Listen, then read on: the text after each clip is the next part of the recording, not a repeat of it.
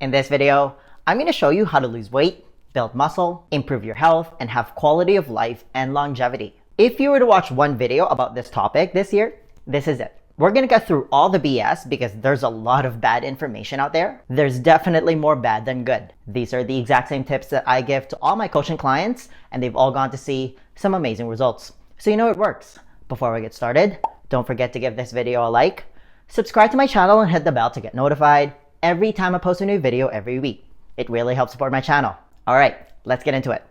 Step number 1, avoid prolonged periods of stillness. I was a competitive weightlifter for years. I trained with some of the best weightlifters in Canada. I own all the provincial records in my weight class. The reason why I'm telling you this is you can accomplish 90% of your exercise goals just by doing this one thing. Funny enough, it doesn't involve lifting a stupid amount of weight. Just go for a walk. Your goal is to get at least 10,000 steps every day. Ideally 12,000 because it's a big enough goal that it forces you to move your body throughout the day. For context, the average North American only walks a measly 4,000 steps a day, which is the definition of sedentary. A meta-analysis of the longest and healthiest people on the planet showed that they all walk at least 12,000 steps a day. And this makes sense. If you move 3 times more than the average person, you're gonna look and feel a lot different, and you're also gonna live a lot longer. And this was something that I neglected for a long time when I was a competitive athlete. I had, and most people are guilty of this, the infamous active couch potato syndrome.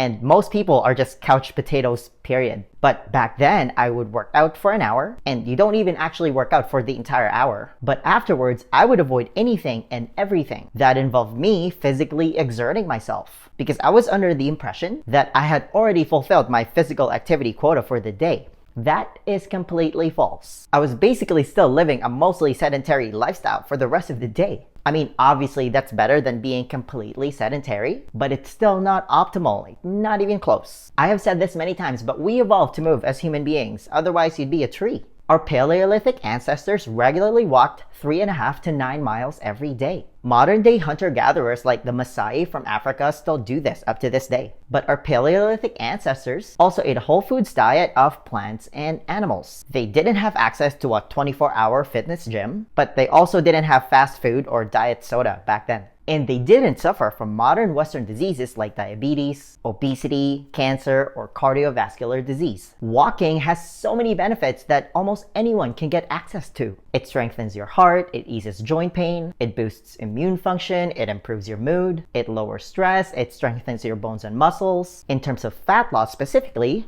walking almost guarantees to keep you below your maximum aerobic heart rate, where you're mostly burning fatty acids for energy. If you're trying to lose weight, that is exactly what you want. Walking regularly, and you have to do this when you're younger obviously, reduces your risk of getting dementia by 40%. A strategic 15-minute walk after a meal has been shown to lower the blood glucose and insulin response by half. People that wear a continuous glucose monitor have proven this time and time again, because the faster you can regulate your blood glucose, the faster you can start burning fat again. Long story short, walking promotes optimal gene expression. And again, almost everyone can get access to those benefits. Now let's quickly talk about the 1-mile run test, because most people aren't familiar with this. The standard is 8 minutes for men and 10 minutes for women. If you can get under those numbers, you're good. Last time I tested that myself, I was around 8 minutes and 5 seconds. But if you can even get in those ballpark numbers, that means that you're generally in good health. And if you keep doing what you're doing, you're gonna live a long and healthy life. But the one thing that you need to know is the minimum. You owe this to yourself to try. If you can't even walk a mile without stopping because you're out of breath, you have something like a 60% chance of dying in the next 5 years from one of the 4 major killers in North America, which is cancer, diabetes, cardiovascular disease, and dementia.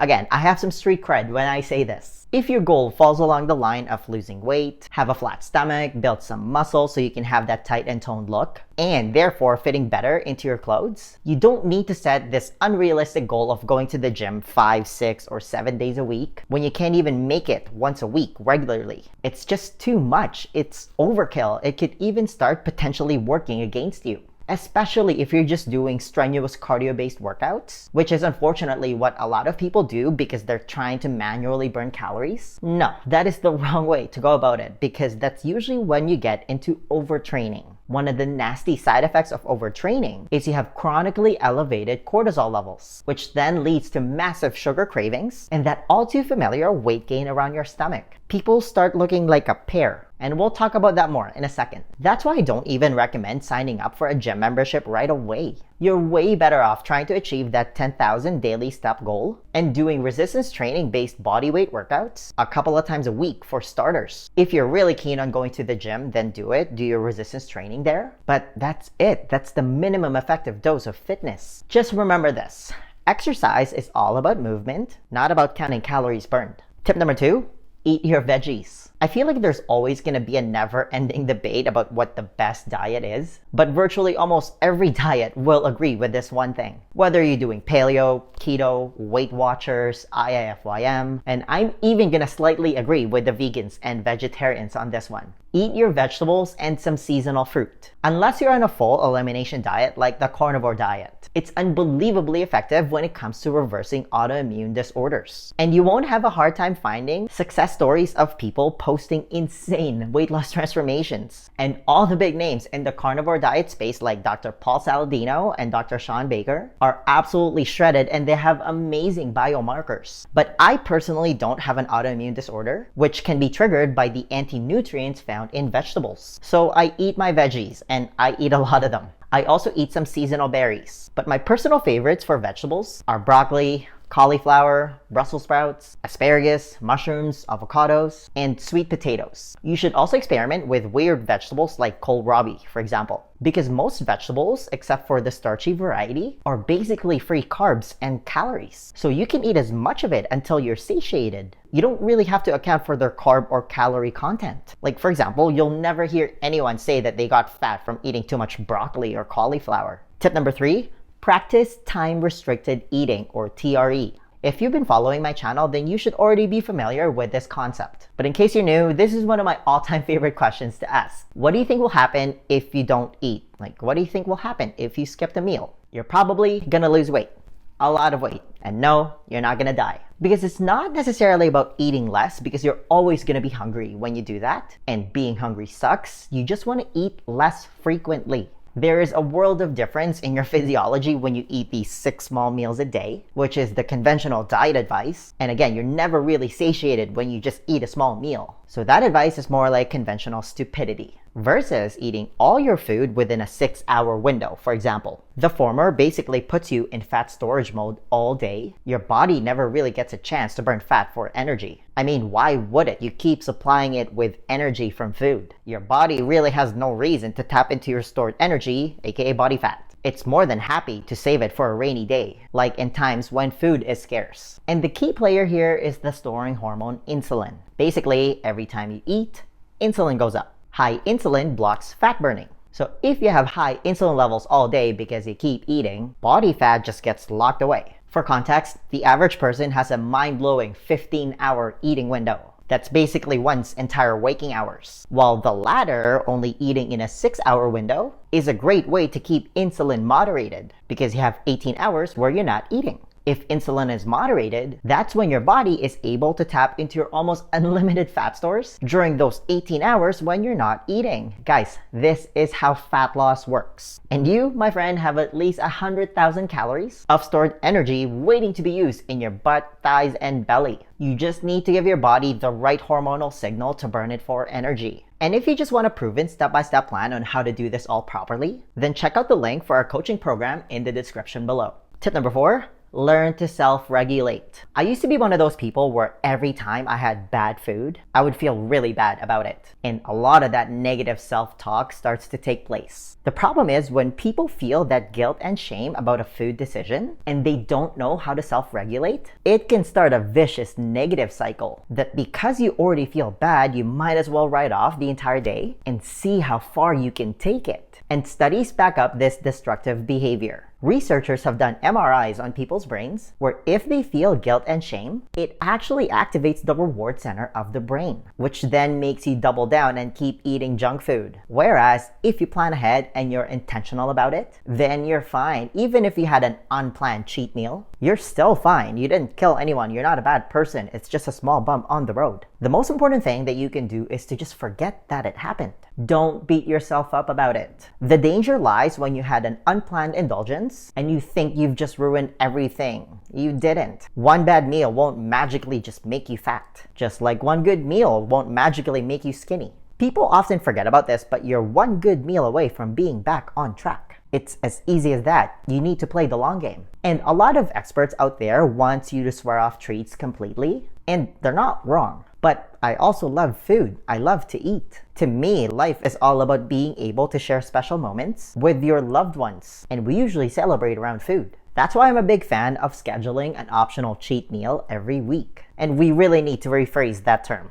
Is this process gonna be a little bit slower when it comes to getting results? Maybe. But the results are gonna be so much more permanent because you never feel deprived. You're allowing for life to happen and you're able to self-regulate, which is such an invaluable life skill. And lastly, make supportive lifestyle choices. 80 to 90% of your body composition is determined by your diet, but you still need to make supportive lifestyle choices to maximize your results. Let me just give you the rapid fire calls notes. Let's talk about alcohol because this is a big one. I have yet to see a randomized controlled clinical trial that shows that alcohol is good for you. It's just not. Anybody who tells you otherwise is lying to you. You are literally poisoning your body when you drink. That's why you get the buzz. Now, I'm not saying that you should never drink. I mean, I personally don't. I also bartended for years, so I kind of get why people do it. Like, if you can count the amount of times you got drunk in a year in your hands, you're probably fine. But if this is something that happens every weekend or whenever you're having a bad day, you're gonna need to reassess your life decisions and your coping mechanisms if you want to lose weight, let alone stay healthy. Otherwise, you will run a very high risk of developing something called non-alcoholic fatty liver disease, among other things. Here's a pro tip for you. Stick to hard liquor like tequila and vodka soda if you're gonna drink. Dry red wine is also an option. Avoid sugary drinks and beer. Like, beer is basically liquid bread. They don't call it a beer belly for nothing. Next, let's quickly talk about sleep. Let me make this short and sweet. If you don't get your sleep right, none of this is gonna work. There is overwhelming evidence that lack of adequate and quality sleep moves every health metric in the wrong direction. Sleep is more important than diet. And if that's news to you, well, now you know. You need to protect your sleep as if your life depends on it, because quite frankly, it does. Your goal is to get at least 7 to 9 hours of quality sleep in a pitch black room every night. Lastly, let's talk about stress. Stress is another big player in your health and weight loss goals. Here's the thing. Not all types of stress are created equal. Short-term stress, for example, isn't a bad thing. Exercise is an acute type of stress. Cold showers or spending time in a sauna, same thing. It's the good kind of stress. It's the what doesn't kill you, makes you stronger type of stress. It's when stress becomes chronic where it becomes a big problem. It's when you're stressed 24/7. Whether it's stress from work every day and then you're in an unhappy and stressful relationship, you're dealing with financial problems, you're getting into chronic cardio patterns, and then you cap it off with poor sleep, that is a recipe for disaster. Let me offer some possible solutions for you. If you hate your job, quit. If you're unhappy with your relationship, leave. If you're trying to change and your friends make you feel bad, you need new friends. If the weather sucks where you live, move. If your workout always feels like a near-death experience and you hate it and you're just miserable while you're doing it, you should slow it down or do a different workout completely that you like. Listen, if the price of something takes away from your happiness, it's never worth it. It's too big of a price to pay. Why? Because your mental and physical health will start to suffer. That's when people get sick. That's how some people get cancer. From stress. That's why it's so important to practice mindfulness and gratitude, because it's one of the best ways to self-regulate and manage stress. And it's free. You just need to carve out a little time and space for yourself. And if you think you don't have time to do it because you're so busy, all the more reason to double down and find that time for yourself, because you're absolutely worth the effort. The next question then becomes, how and what are you actually supposed to eat if you want to lose weight? Because 80% of your body composition is determined by your diet. This is also where a lot of people go wrong. Do you have a proven plan that you can follow? To help you with that, I want to give you a free copy of my Lean Body Blueprint. This is how I was finally able to get rid of all my stubborn fat without depriving myself of my favorite foods or spending countless hours doing cardio. It's a simple and proven 4-step process specifically designed for busy professionals like you, and it's also the exact same blueprint that I teach to all my coaching clients, and they've all gone to see some amazing results. If you want to be the next success story, then download your free copy of the Lean Body Blueprint right now. There's going to be a link somewhere at the top here or in the description box. Just click on it, type in your email, and I'll send it to you right away. Hey, give this video a thumbs up if you enjoyed it and share it with your friends. Please subscribe to my channel if you haven't already. I post a new video every week, and feel free to comment below if you have any questions about this video. Alright, I'll see you in the next one. Virtual high five.